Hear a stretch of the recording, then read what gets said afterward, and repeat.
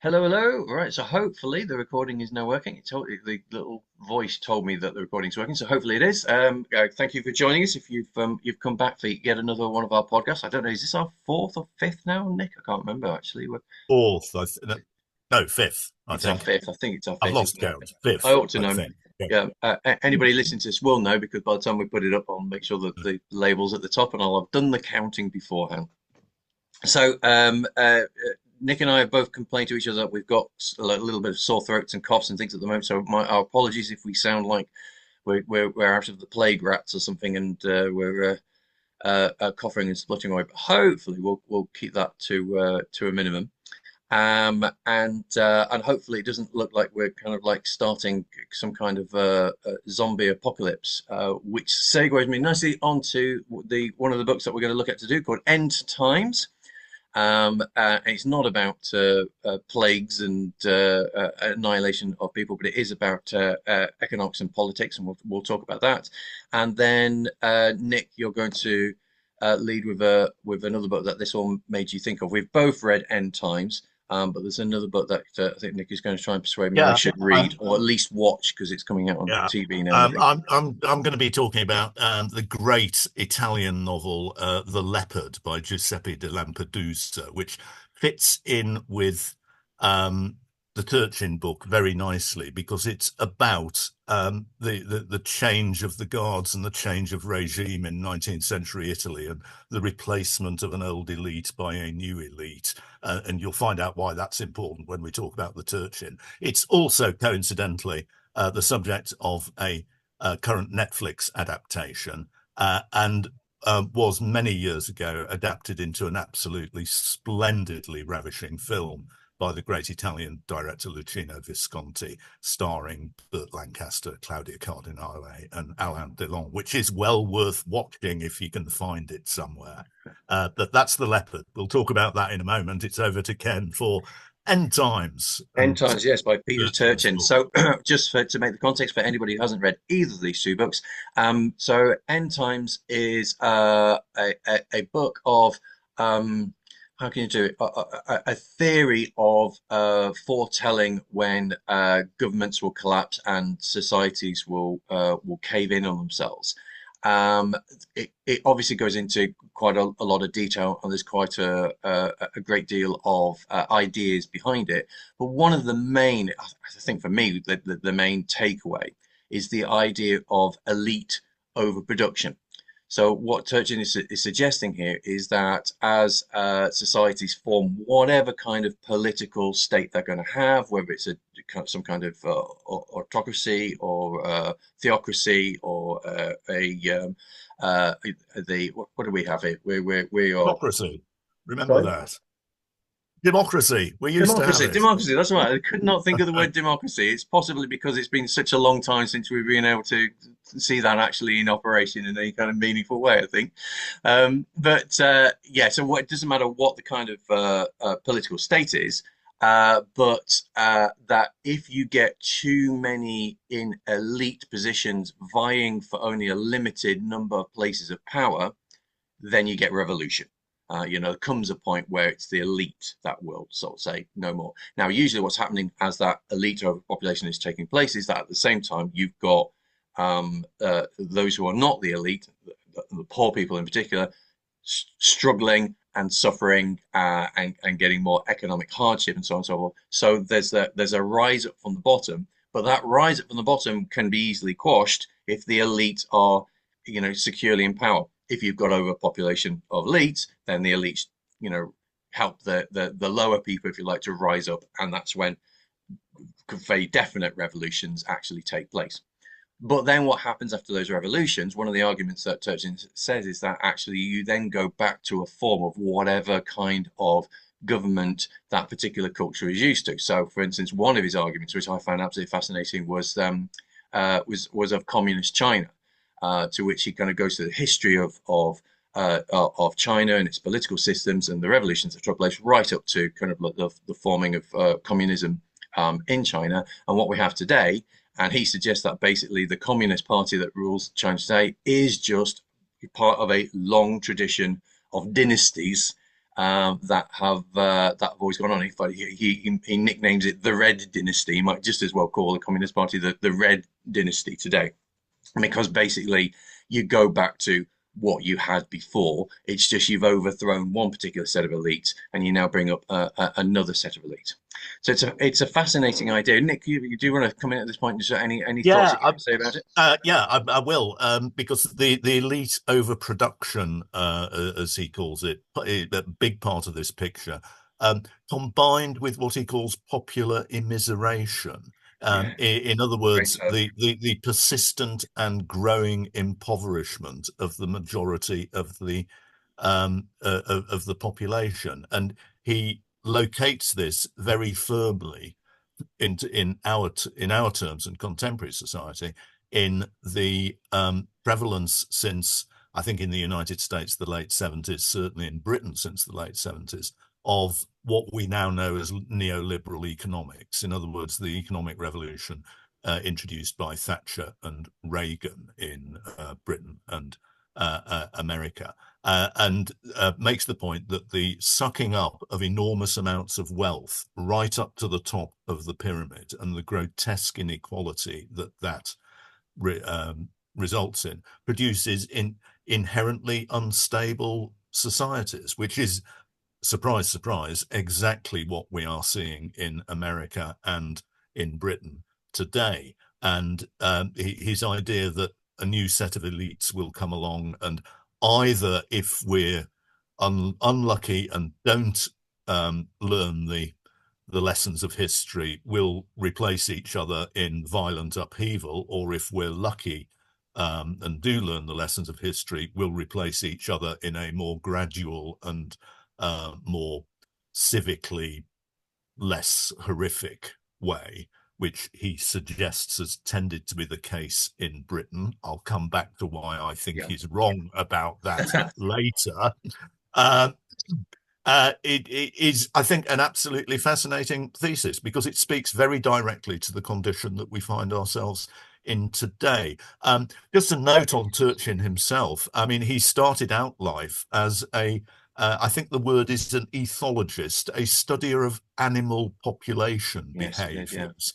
And he had the bright idea of applying the data gathering and mathematical techniques that he brought to that, to applying them to the behaviors of human society economically and politically. Brilliant idea. Not the first person to have had this idea, not the first person to have come into history from a discipline outside it. And, it sounds, okay, so far, so psychohistory, so Harry Seldon, so Yes.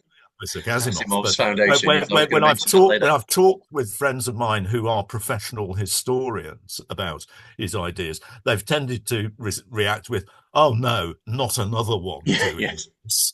But I think there is a serious point to it, because, I mean, looking back, one of the great the great intellectual and political giants of the 19th century, Karl Marx, had an oddly similar set of ideas, that the contradictions in society will play themselves out, leading to violent revolution and the replace of one set of elites with, as he thought, it was going to be a proletarian dictatorship and the withering away of the state. Turchin comes to radically different conclusions, as you've just led us through on this. But I think it would be really interesting if somebody, maybe Turchin or somebody else, took the techniques of what he calls cliodynamics, which is his name for this new Clear statistical dynamics. science of history that is developed, and tested them against the ideas of Marx for how 19th century capitalism was going to collapse due to an overproduction of everything, and leave us with, well, it left us with a 20th century that was full of problems and trouble for the vast majority of the world's population. So I was fascinated by Turchin's thesis, fascinated by his approach. It threw up some really extraordinary nuggets here and there, like the was it medieval Egyptian society, and the Mamelukes who had a because of the practice of polygamy, they solved the problem of the overproduction of elites. Or have I got that the wrong way No, no, round? wrong way. It's the wrong way round. No, Wrong, no, no. wrong way round. Yes. His contention is that polygamous political leadership results in overpopulation of elite Yes. much faster than you would Yes. otherwise, Sorry. which That's is why yeah. he Yeah. claims that monogamous based societies have won the war, as it were, over polygamous ones in terms of succeeding without being overthrown. Yeah. Which May, might come as a may, surprise to may, certain Arab nations, possibly. Yeah, maybe the Conservatives are right after all. Marriage is the bedrock of a stable society. I've never actually thought it through in quite those terms, but That's a who knows? horrifying thought if the Conservatives Is could it, ever be isn't it? right. Yeah. No, yeah, you've thrown up some interesting points there. Like, it sounds like you and historian friends are not hugely convinced by his argument, and neither was I. The reason why wasn't so much what he was saying, which I think is great. I'll come back to the points of what he was saying in a minute, but because even Turchin himself decides not to make predictions at the end. Having sort of said you can make these predictions about what society is in, and look, this is how it fits for that society and this society, and he does tons of historical walkthroughs, which are fascinating themselves, and well worth just reading the book just for his overview of various societies in the past, and how he would apply this clear dynamics to that, where he sees the overpopulation of elites, blah blah blah, and all that kind of thing with that popular immiseration, etc. But when it comes down to and what's going to happen now, it kind of goes, well, things can always change, and we can all make these differences, and so it's not possible to predict the future. And it's like, well, come on, well, what was the point of this whole theory in the first place Indeed. if you're Yes. actually not going to kind of sort of say, this is what I think is going to happen, in the next 10, 20, 30 years or something like that, even just kind of like what's going to happen in the next 2 years or something like that. Yeah. And he refuses to make those bold steps. And at which point he said, well, you don't actually even believe in your own theory then, Yeah, really, I do you? well, I think he does, but it struck me as being a fascinating book and a great read. But yeah, there were some frustrating aspects to it. It's worth noting, I think, that what he's saying certainly holds up for contemporary society, certainly in the West, and the rise of oligarchy, I suppose, is what you would Yeah, yeah, call it. Looking back to my own days in the weird world of data science, there is a well-established principle that the further back you go in time, the less reliable, less rich, and less accurate any data set is going to be, and therefore the less reliable are the yeah. conclusions that you can draw from it. And his gallop through history, I think, is actually very good. But It's I'm actually quite admiring of his reticence on the subject of trying to do a grand narrative that will then allow him to predict the future. Yes, it's frustrating, but I think I understand why Well, I he's think I done think so. I think the problem is though that depends on what perspective he's trying to go, because he really does paint this as being this is a scientific technique that we can apply to see the markets, and he does sort of say, one of the important things is if we can make this really work, then we can avoid those pitfalls of the future and steer the ship away from the iceberg, if you like, kind of thing, and then doesn't really attempt to kind of like do anything with it. I think that's different if you see it, and this is where I get the benefit from the book, as a kind of almost more like a literary lens, something that we're used to doing with literature. If you can apply a feminist perspective to a text that you're reading, Yes. or a postmodernist perspective, Yeah. or whatever like that, and these having these lenses are wonderful for you to say, okay, Yes. I'm now going to see that from this perspective. What do I draw out of the text as a result of Yeah. this? And of course, that's a well-known and Yeah. well-established technique That's to do that. actually, If and we do yeah. this with his techniques, with history and with society, then and apply it as a lens rather than as a theory for, as a predictive Yeah. tool. We Yeah. can't tell when the earthquake is going to come, but what we can do is look at the earthquake in a particular kind of direction and see what particular Yeah, aspects in it that we I otherwise have to wouldn't say, see. Yeah, I'd say that that is absolutely on the mark for what he does. I mean, interestingly, I think one of those strands is his idea that a gradualist approach to political and economic change, and he cites Britain as being the great example He of does, yeah. that.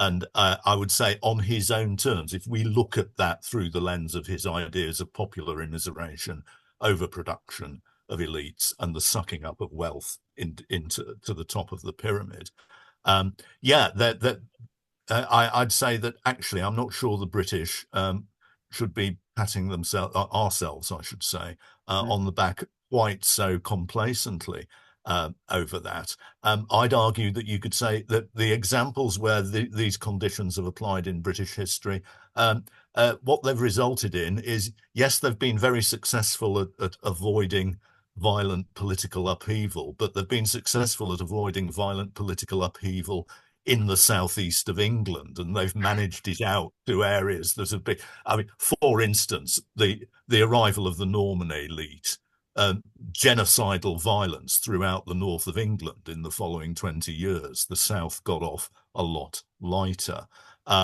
Let's look at the so-called English Revolution and the English Civil War, where huge amounts of political violence were farmed out to Scotland and most notoriously to Ireland.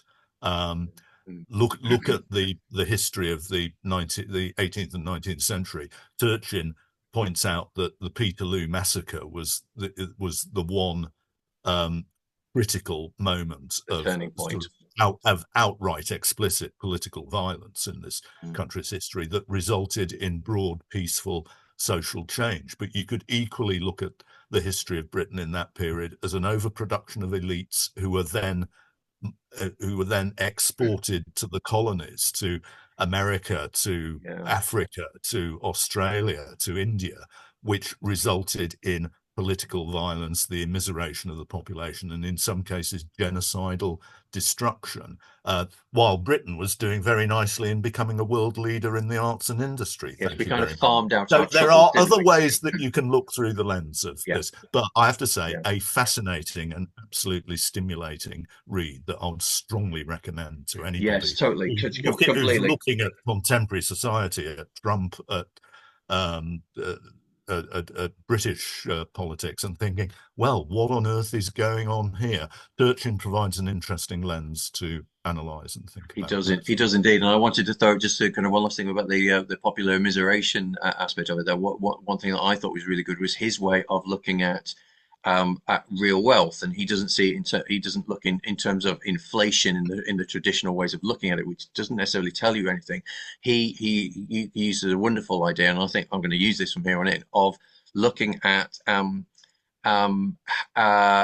house buying ratio. So he sort of goes back to kind of like say the 1950s and saying an American, you know, how many monthly wages would it take an American to buy a typical house, kind of thing, and then go for exactly the same scenario to the 1980s or to the 2000s and saying how many monthly wages would it take an American to buy the same equivalent kind of house. And his point is that, you know, basically from particularly from Reagan onwards, but even to a certain extent from I think from the 60s, 70s onwards, Mm. um, like I think an American could buy a house of something like 12 months worth of wages or something like that back then, and now it's like 7 years worth of wages or something like that. And he sort of says in Yeah. that's the real term, because it's talking about, you know, the pinch that we feel in the pocket. You know, what can we actually still do with the money we've got now? And of course, as we know in this country, effectively the wages have just not, you know, even though they've gone up with inflation or well, below inflation, they have gone up, but in real terms they've stayed still as Yeah, everything else has gone absolutely. up. Yeah. And in Turchin's idea, you know, this is the boiling point So, that we're potentially yeah, reaching, where, you know, absolutely. revolution comes, brother. Yeah, I don't think you need to be a biodynamicist or indeed a Marxist to realise that this is trouble brewing up in Yes. to the degree of equality and economic disempowerment that this leads to. Anyway, Turchin, I'd strongly recommend it. Great choice, I think. Shall we talk about the Leopard a bit? Yes, Because I was going to this, just going to say with the Peterloo yeah, massacre. I know you're yeah, not oh fond of that, yes, yeah, but his argument in that, and he actually does another example, which is Russia, which is fascinating because he's not talking mm, about Russia when, of course, it did fall to revolution, but in the 19th century, where in both cases the main argument saying is these are example he claims these are examples where the revolution was averted because the elite themselves did something about it. So it was after the Peterloo massacre that it was the elites themselves said, we can't go on like this. We're not going to be able to quash the mm, people. We need to make those changes with ourselves as well. And there was a series of reforms and things like that, as well as shipping out the overproduction of elites to our yeah. colonies, which we were able to do then, but which he doesn't really talk about. But he talks in terms of the actual the revolution that came from within, which hopefully leads us on to the leopard. Right. Let me talk about a great fictional contextualization of these ideas. A novel called The Leopard, Il Gattopardo in the original Italian, written by a guy called Giuseppe di Lampedusa in the 1950s. And there's a really interesting story associated with the circumstances under which he wrote it. But let me tell you a bit about the the the action of the novel. It's set in um, the Sicily of the 1860s, where the old corrupt urban monarchy is being swept away by the new, rather more liberal monarchy of the House of Savoy from the industrial north or industrializing north of Italy. And the action of the novel is very much about ideas that Turchin would find familiar, the decline and persistence of the House of Salinas, represented by the hero of our novel, Prince Fabrizio of Salinas, the old patriarchal landowner, owner of about half of Sicily. He's immensely rich, and how he deals with the coming of political change. And it is the action of the novel is played out very much in terms of the dynamics of his family. He has an impoverished nephew called Tancredi, who is very much aligned with the new men of the House of Savoy and who joins in the revolution with great fervor and enthusiasm. And Salinas, Fabrizio realizes very early on in the book, um, wonderful quote, in order for things to stay the same, everything must change for us. And it is about how he, very much against his instincts, against everything that he holds dear and wishes to preserve, he realizes he has to expose to change and to blow with the wind and take part, however vicariously, in the social, economic, and political changes. It is a beautifully written book. Almost all of the external political action and almost all of the sort of manning the barricades um, content is either just obliquely referred to or happens, in brief recollection or happens just off stage.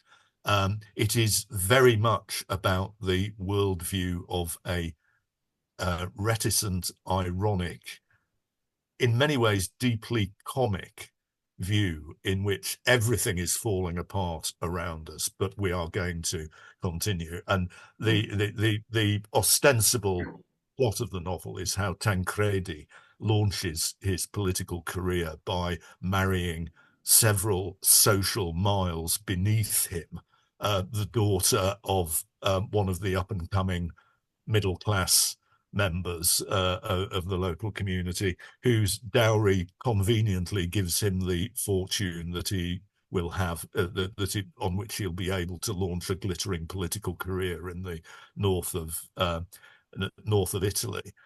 All this observed through the lens of Don Fabrizio's uh, lifelong, age-old wisdom and being wedded to the old ways, but realizing that if the old ways are going to continue, they're going to continue with new clothes, but and new appearances.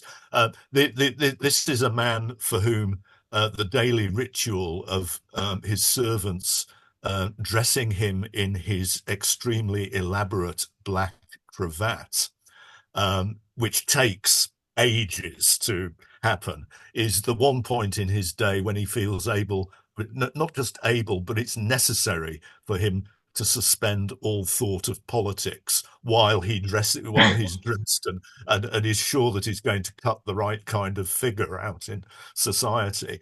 Lam, Lam, Lampedusa wrote the novel towards the end of his life. It is very much based upon the experience of his family a century before and the experience of his grandfather and great-grandfather.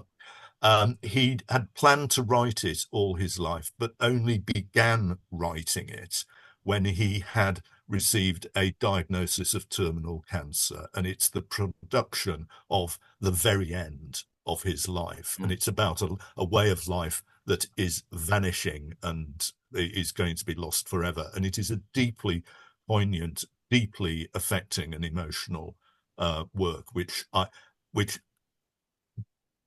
manages the rare and I think extremely sophisticated trick of marrying the great ineluctable forces of his impersonal forces of history with absolutely authentically and leadingly intensely experienced personal experience and so on. I cannot recommend it too strongly. If you can't find a copy of the book or don't want to read the book, there are two cinematic adaptations of it, both quite different, but both well worth looking at.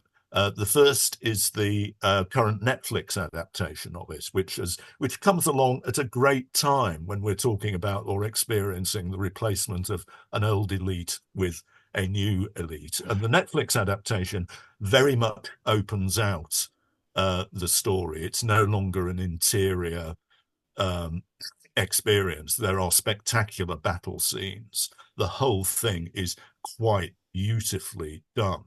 The relationship of Tancredi and his various romantic entanglements are represented to us in a way that doesn't need to trouble us with any thought about the reality of aristocratic Sicilian sort of social mores and courtship dances. Tancredi has basically never heard of the the useful rule of thumb that if you're in Sicily and you so much as glance at a young lady, you have to be prepared to either marry her or fight her male relatives to the death. Slight cliche, but believe me, there is some truth to it. And it's spectacular and luscious and brilliantly done, but it's not quite the novel. If you want an adaptation that is utterly true to the spirit of the novel, seek out, it's available on streaming services, The Leopard, directed in, I think, 1963, or certainly the early 60s, by the great Italian aristocratic Marxist film director Luchino Visconti, starring Burt Lancaster as the Prince of Salinas, an absolutely titanic performance. Alain Delon as the young Tancredi, really extraordinary, and the gorgeous Claudia Cardinale as Angelina, his rich inamorata, and Visconti makes an absolutely brilliantly great film of it. But if you read the Turchin book and then are looking for a really great contextualization of it, plus a really great historical novel, then Giuseppe di Lampedusa's The Leopard is absolutely the place to go. Can't recommend it too strongly. Sounds fantastic. I shall have to look into that, at least the TV program, if not the movie. Yeah. And if I'm convinced from that, then I may well go for the book as well. Well, I think that's probably it for today. I'm aware of time cracking on, and our throats are just about managed. I think I'm the only one who's done any kind of like gentle coughing at all. You've done very well, Yeah. Nick, considering you haven't Mine's got. just about surviving, but I think it's likely to collapse at any moment, just like the society we find ourselves in. Yes. Absolutely. And on that perfect note, let's call it a day there. And thanks again, Nick, for joining us for this. And thank you if you've been listening to this and managed to make it to the end. Well done. And I hope you'll join Thank us you. for the next one, whenever that's going to be. We've yet to convene to decide what we're doing next and when we're going to do that, but hopefully it'll be We'll do soon. it soon. Thank you for listening, everybody. Take care. Bye.